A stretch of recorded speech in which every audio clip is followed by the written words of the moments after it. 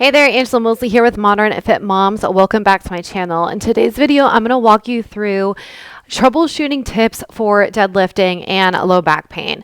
So I'm going to walk you through some different tactics, things to pay attention to, different tools that you can use, whether you're working out in a group fitness space or you're working out at home with me. We are focusing on dumbbell RDLs today. So the reason why I wanted to create this video is because so many women experience low back pain or QL pain when it comes to their deadlifts. And I've been learning quite a bit, not only with myself, because I used to have experience low back pain, QL pain with my deadlifts, very frustrating. And I finally have gotten out of that. It's been about a year since I've experienced some back pain with my deadlifts. And I used to even have back spasms that would flare up as well. And so as I continue to apply these concepts and these tools and different methods that I've used for my body, I'm now teaching it to my women inside my group fitness classes and online with my clients. So I wanted to walk you through different things that you can pick and choose to see what works well with your body. Like I said, primarily using dumbbells, but you can apply these concepts to barbell deadlifts as well. All right, so the very first thing I want you to think about is tension. When there's tension in the body, the tissue is restricted, the muscle is restricted, so then other muscles have to compensate, or muscle weakness. So if other muscles are not showing up to do their job, then other muscles will show up to compensate for those muscles. So two of the biggest barriers that I see is either posterior pelvic floor tightness or lower abdominal weakness, or abdominal weakness in general. And so some women will experience tension right along the mid-back or along the low back, the lumbar spine, and then some will experience tension right here on the sides into the QL muscle. Now, the QL muscle attaches at the hip and it intertwines into the back of the spine. And this muscle, you have a muscle on each side, can turn on for those abdominals. So if your abdominals are weak, they're not showing up, then the QL can take over. This was part of the problem that I had. But I also had posterior pelvic floor tightness where I was compressed in the back. So instead of allowing to nutate and allow this opening back here when we go into that hip hinge, I was stuck. So all of this tension, all this pressure was just stuck and not allowing to move the way that my body needed to for a correct hinge position. So those are the two most things that I will see that I'll ask about first, is if you have posterior pelvic floor tightness or if your lower abdominals are not turning on, QL. So what you can do as part of your warm-up, so if you know that you have a deadlift day, this can also lead into squats as well. So if you have low back pain with squats, this can be applied to that as well. So it doesn't necessarily have to be deadlifts, but this is just what I see more common is the deadlifts. So the first thing I would check to see is, okay, where do you have some tension? You might not know it right now, but you can test it out and see what is going on. So releasing the posterior pelvic floor with a ball is a lot easier than the QL, but I'm going to show you both so you can get an idea of what's going on. So with the pelvic floor, you want to make sure that you're not rolling on anything sensitive, right? And when we roll, I have a whole video on this, so I'm not going to go into all the weeds into this, but you want to roll all around any tight or sticky spots on the external pelvic floor and then into the glutes and the hips area as well. And so what I want you to think is, I do want you to think about breathing through this, because what can happen is if you are not breathing, you're holding your breath, and you find a sticky spot that is unpleasant, then your body can actually clench even more, making the problem even worse. And so this is why I always say breathe through your release work, because we want to make sure that as we're down-regulating the nervous system, we're breathing through it, we're allowing the muscles to melt. I like to think of it as if your muscles are melting over the ball. So I personally like to sit either on the floor or on a bench, and I literally will just take the inside and then sit down and I will roll on it from side to side. If I find a sticky spot, then I will just hold and breathe and think about breathing into that spot. Nice, strong inhales and nice, relaxed exhale. And so that's what you would do for posterior pelvic floor tightness. And then if you do experience more QL pain or QL discomfort, more into that, one-sided QL tension, then you can come into on the back. I'm going to pretend like I'm fully on my back. I would do this on the floor, but I want to make sure that you can see me well enough. So you want to think there is the QL muscle. Like I said, it attaches at the hip and then it intertwines into the spine here. So it's a muscle that's actually extremely hard to get to. And so we want to lay down. So again, if this is extremely painful or any pain at all, definitely back off. Go see a pelvic floor PT or a physical therapist of some kind. I am a personal trainer, just giving you tools and tactics that you can do.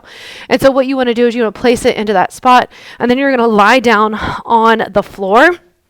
And same thing, you can either hold here and breathe into that spot. You can move while keeping the ball there and breathing and thinking about targeting the breath into that sticky spot. And so again, ideally, I'd be laying flat on the surface. My legs would be out, and the pressure of gravity of my body into the ball would allow my muscles to sink over top of it. And we just really want to think about, again, same thing, breathing into that.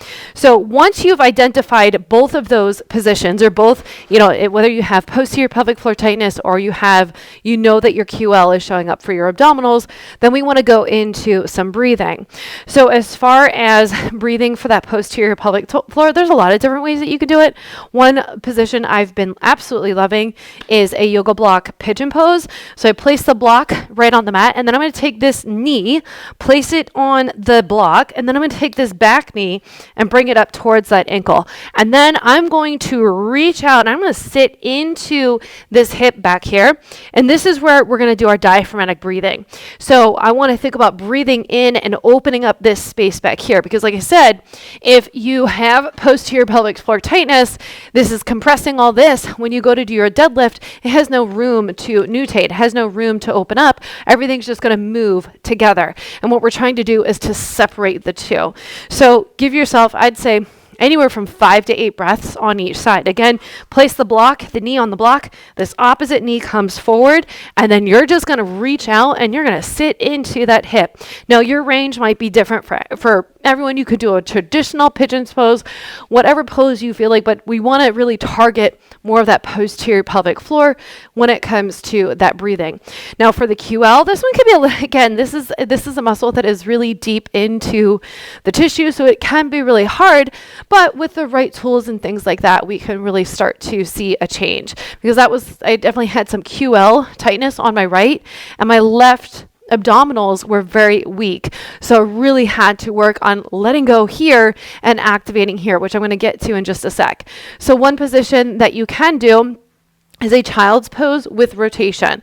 So I'm going to reach out, and then I'm going to walk my hands over. And same idea with that breathing. Now I've opened up this space. I've lengthened this space. I've released some tension. And now I want to think about breathing into this space here. Okay. So that's one way that you can do it, is breathe there, or you can come into a seated position and just reach out.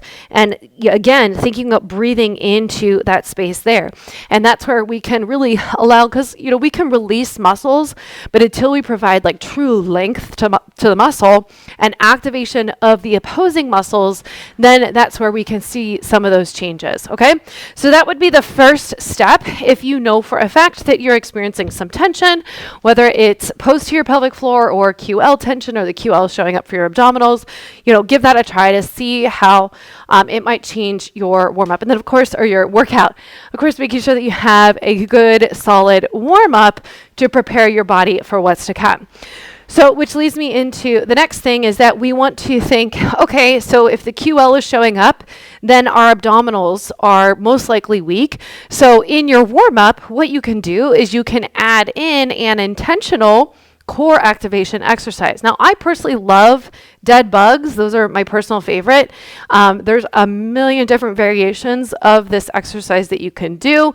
And there's level 1 all the way up to extreme advanced. So picking a dead bug variation or any kind of core primer exercise that you find, even if it's just a super simple supine breathing with a block squeeze in between your knees, inhale through the nose, allowing that rib cage to expand, exhale, everything comes up as you exhale all the way out. Could be a great exercise that you can add into your warm up to activate and wake up the core. Because like I said, sometimes we just have to wake up the core to let it, like to wake it up and just say like, feel that activation, feel that connection, so that when you go into your lifting, then it will carry over.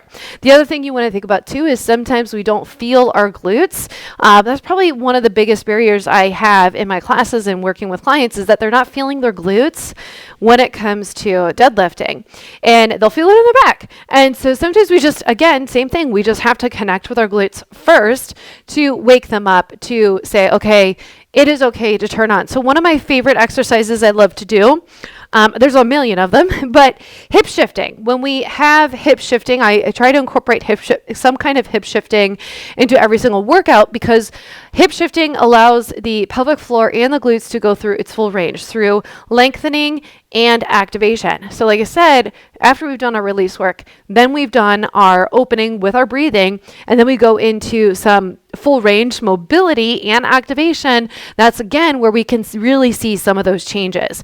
So I like to think the pelvis is here, and I'm going to show you from the back, okay? And so when we go into, I don't know if it's going to stick, but when we go into that full range, we're going to drop down and then open up. So the pelvis is not moving as one, we're moving on this pelvis as it contracts, and then it opens up on the way down. Not the greatest visualization, but hopefully you can get an idea. So airplanes are one of my favorite exercises that I love doing. I love doing them supported. I love doing them in a half kneeling. I love doing them with load, but it's definitely one of my go-tos when it comes to getting the glutes and the pelvic floor to go through a nice range. All right, so you can hold on to something sturdy, and I'm going to take this opposite foot. I'm going to come into a single leg deadlift, and I'm going to open up kind of like you would for a clamshell. So this is where you're going into external rotation, and then I'm going to drop my hips down, so my pelvis down over top of the femur, and then now I'm going into some opening back here. So I'll show you on this side. So again, I'm opening up as I'm about to lose my balance, and then I drop down and I feel that opening. This is where I like to think about breathing into this space, pressing my feet into the floor to push the floor away. Now you can keep the toes on the floor, you can open up and then drop down. Just very important that you keep your knee over the arch of the foot and that the knee doesn't move, because we really want the movement coming from the hips. We don't want the movement coming from the upper body. We want it coming from that pelvis to go into internal and external rotation.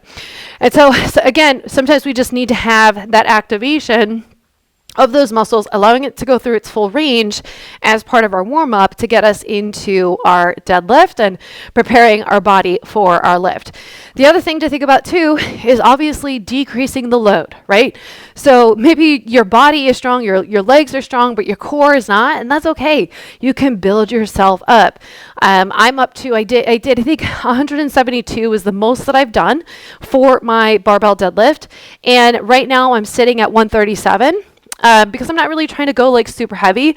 I know I can lift that heavy, but right now I'm just kind of like, I guess you would call it maintenance mode. And so each week I might increase the load or I might change the tempo, but that's where I'm at right now without having any back pain, any back spasms, any SI joint pain or anything like that, which I used to experience prior, probably about a year or two ago. And so I've done a lot of work to really pinpoint what was causing some of those things, and plus with working with people in person, it helps me to identify, okay, I'm not the only one.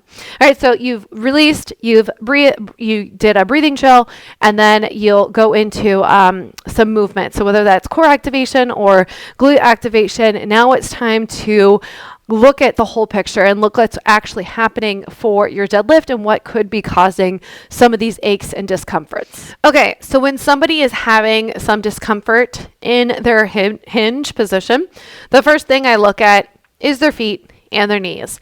I always train my people or encourage my people to train barefoot, because when we connect our feet to the ground, it goes up the chain. And so that's why you'll probably see me a lot of the times either in barefoot shoes or training barefoot altogether, or even using my toe separators. And so when we can connect with our feet, we can directly connect with our hips and our glutes. So a couple of things you want to think about. We don't want to lock the knees out up at the top. So notice that I'm locking them out. We want to make sure that our toes stay on the floor. So I always like to say, spread your toes as best as you can. And I want to pay attention what happens with your feet when you go into your deadlift. On the way down and on the way up, do the big toes come up? Do you excessively pronate, or do you excessively supinate where the toes come up and out to the side? And depending on what is happening with your feet, that's where we can start implementing some tools and tactics to identify, okay, what can we change in the foot that is going to affect up the chain. So again, the very first cue I will give is spread the toes. Try to spread your toes, and I want you to think at the bottom of the big toe, heel of the foot, and outer edge pressing into the floor. So you have that nice tripod foot into the floor. And when you come up out of that hinge, so as you hinge, I want you to think about pushing into the floor to come up. And so sometimes that right there alone can be the trick that helps them, but not always.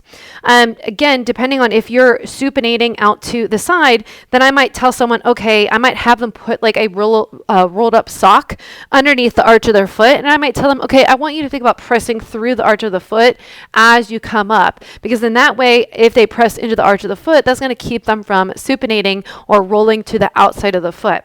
Same thing is true. If they have more of a flat foot, and they really are putting all that pressure into the arch of the foot, then I might have them put something on the outer edge of the foot to create that pressure to go more onto the outside of the foot. So it really is just a matter of playing around with the feet. I also want you to think that not scrunching your toes. I had someone that was scrunching their toes, and I was like, let go, like try to release your toes. And it did. It was helpful for her. So just thinking about these little things can be really helpful when it comes to your hinge. The second thing we want to look at is your knees. So again, same thing. Ideally, we want our knees facing forward, but not everybody is perfect. We all have different bodies. And so sometimes, like when I was working through my back pain, I can't remember which foot it was, but I had one foot that needed to be externally rotated and the other foot that needed to be forward. And so sometimes we just need to modify to help our bodies to get into that position. Because remember, when we go into that hinge, we should feel an opening here. And then as we drive up, we should be able to feel those glutes up at the top. Okay? But very important is that we don't want our knees excessively going forward, and we don't want them to go all back. We want to think that the knee stays over the arch of the foot. So if I was looking at you, there would be a line from the knee to the arch of the foot. And that's where I want you to think about placing your knee or keeping your knee above.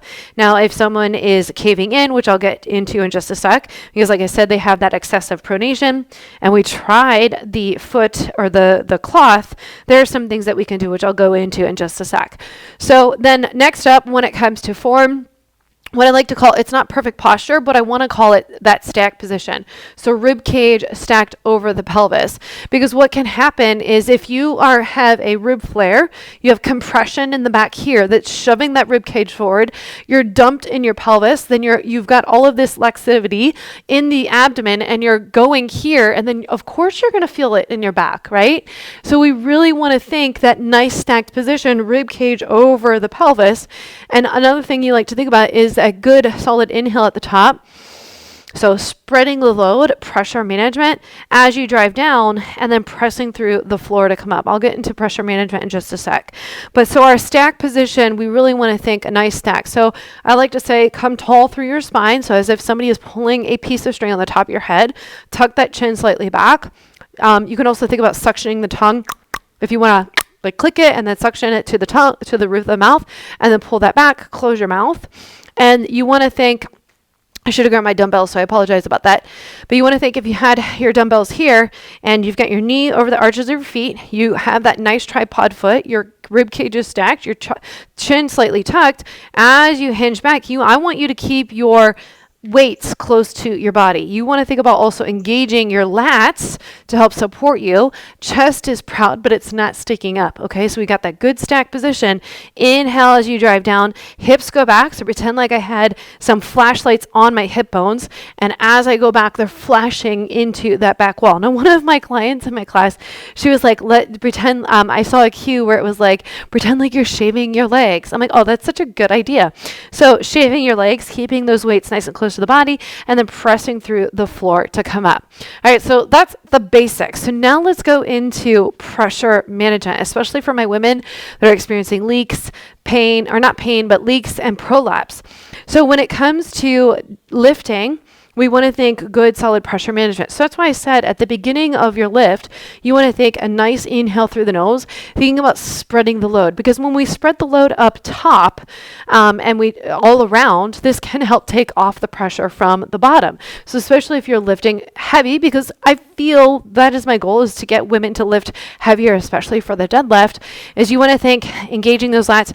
So inhale into the rib cage. And then exhale, push the floor away. So when you get that co-contraction of your inhale and your exhale, inhale, everything spreads. Everything spreads. We want to spread the load so that not all of the pressure is down onto the pelvic floor. And then as you exhale, everything comes back up as you push the floor away. Now, this is why we need to have a good stacked position. Because if you have a broken chain, not a broken chain, but if you have a broken stack and the ribs are flared forward and the pelvis is dumped forward, then all of the breath is going to naturally go into your abdomen, which can then go onto your pelvic floor, which can then lead to leaks. So that's why we really want to focus on that good stacked position. I'm going to grab some weight. Okay, so again, you want to think chest is proud, stacked position, tall through your spine. Weights are just at the sides. Pretend like you're shaving your legs. Nice tripod foot. Knees over the arches of the feet. And you want to think hips going back. Another cue I'd like to say is I'm shutting the car door with my hips, and then I'm driving through my feet to come up. So that press through the feet to come all the way up is very important. And I feel like a lot of women are missing that cue. So what happens if none of this works? And you're like, and I've done this, I've done that, I've listened to your cues, and it still doesn't work. This is where we can use tools and more props to support our body to get where it needs to go. So a couple of things real quick without even using any tools whatsoever. One thing I like to do is I like to think about pushing my feet into the floor and spreading. As if there's a piece of paper below me, I like to think about spreading it apart, because what naturally can happen is I'm pushing out, and this is going to create an opening back here, and then I press down to come up. So I push out to go down, and then I press down into the floor to come up. And so that cue alone can be super helpful. One thing that can help you with that is by using a loop band. So you can place the band just above the knees, create a little bit of a tension, and you want to keep that tension on as you push out. Inhale down, and then exhale to come up. So you're going to keep that tension on the band. So again, this can be one of those cues that can really help someone to be like, oh, I've got this. This is good. And they feel like, okay, I can easily use a loop band in my group fitness classes, which is probably the best option, especially in a group fitness class. So that would be option number one. Option number two is using a bench to make sure that because this was the problem that I was having, is that my knee was coming backwards. So you won't be able to use 2 dumbbells, and you'll probably go a little bit light here, but you can use the bench to really help you get into the movement pattern. And again, it might just be a matter of practicing the movement pattern to really get it down once you get into weights.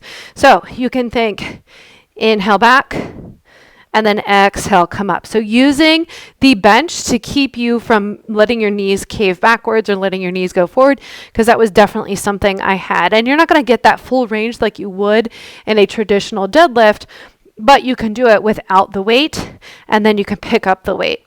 So you come all the way down and then pick it up. So that's another option that you can do. Now, another option you can do as well is going to be a little bit trickier in a group fitness class, but if you're training at home with me, then this can be a great option as well.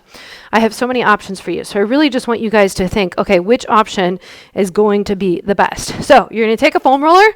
So again, the idea with the foam roller and the bench is to make sure that your knee stays relatively within the arch, over the arch of the foot. Okay, so you're only going to be able to use one dumbbell here because you might run into the foam roller, but using the foam roller, inhale back, and then exhale to come up. So again, inhale, spread the load, and then exhale, come up. And you can play around with the knees to see which knee feels better with, or which knee, you might need both. Both might feel good, or you might say, oh, when I do it with my left side, that was what the trigger, that's exactly what I needed. Okay, finally, after that, then we have the banded deadlift. So what I like to do, this is a great warm-up exercise, especially to get the glutes on board. So you can either place it around one hip or you can place it around both hips. Sometimes we have compression in just one side of the posterior chain, so one side pelvic floor, one sided glute. And so you might find, okay, if I have tightness on that side, then I'm going to place the band just around that hip. So if I had tightness on that right side, then what I would do is I'd place the band just around the hip. And same idea with all of it. We'll pretend like I had two weights, inhale down, and then exhale, come up. So if you want to think about pulling, the further away from the pole you are, the more resistance you're going to get.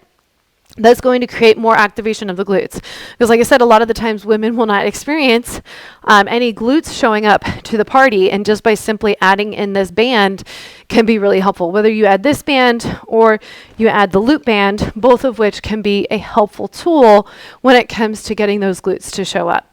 So those are just some of my tools that I like to use in my classes or with my clients to teach them how to perform with weight, a deadlift, so that they're not experiencing any of those discomforts anymore. One thing you might want to try is just simply trying to perfect the hinge at home.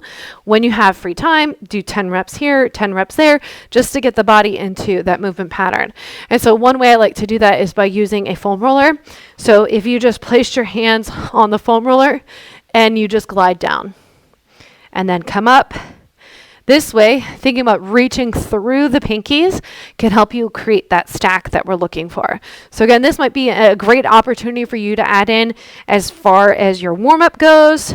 If your body needs it, just getting into that good stack position and using the foam roller to support you to create that habit of that good stack. Because sometimes we just need to readjust ourselves in order to get that good stack. Finally, but not least, I don't know if that's the right saying about that, is using the wall for support.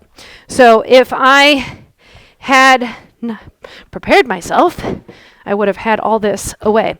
But what you want to think about is coming just outside the wall and hinging back so that your bum touches the wall, and then driving up through the back. So sometimes our hips are not going back all the way. It becomes more of a squat. So you can use the wall as reference. I use the wall a lot as reference to really think about hinging the hips towards the back. And you want to think about the sits bones coming and opening up. So that's another thing I like to think about them separating as you hinge, because when you go into that hinge position, you're going into internal rotation, which is going to open up the back of the pelvis. And so you can use the wall for reference as you go into your hinge. And again, sometimes that alone can be what your body needs to eliminate some of those discomforts that you're experiencing with your deadlift. So I know it's a lot. I want you to take just a couple of them. So whether you do some release work in the beginning, then you go into your breathing, then you go into your activation, whether it's activation of the core or the glutes. I like to do both either way. So it's not, there's no losing there. You could do both and you would be perfectly fine. And then that mobility, like I showed you with the airplane, it adds in that mobility, but it also adds in that activation. And then, just making sure you have a solid warm up, understanding pressure management, using whatever tools you need to, whatever cueing you need to improve your position or improve your deadlift. Your deadlift form is going to look different than everybody else's. And so that's a lot of questions that I get is, well, how do I look? And I'm like, well, I'm not really as concerned with how you look. I'm concerned with how you feel, because you can look perfect but still have those discomforts. And so I'm more concerned about, okay, well, maybe we do need to turn one toe out. Maybe we do need to add a band up above the knees. Maybe we do need to go to the wall. It's just a matter of playing around with different things that can support you in that deadlift position. I hope that was helpful. Let me know what else you would like to see if you want more exercise breakdowns like that, or more tips and tricks on how to improve an exercise. I would love to do that for you. So you just let me know in the comments below. Next week, I will be posting a full follow along workout It'll be a full body and we will be deadlifting. So you'll see how I might do my warm up, how I structure my strength training workouts, and all the things. Make sure to check out my how I structure my strength training workouts as a mom with Prolapse, because I just did that. So you'll see it in effect with a full follow along workout coming out next Monday. All right. Make sure you subscribe, make sure you like this video, and make sure to share it with a friend so I can continue to get this information out to moms that are experiencing leaking, prolapse, diastasis, recti, that want to get back to being the athletic mom they know and love. And if you're ready for a full 12-week program to take you from point A to point B, make sure to check out the All Access membership, where you'll get access to my core and pelvic floor strength training programs. Otherwise, I'll see you in the next video.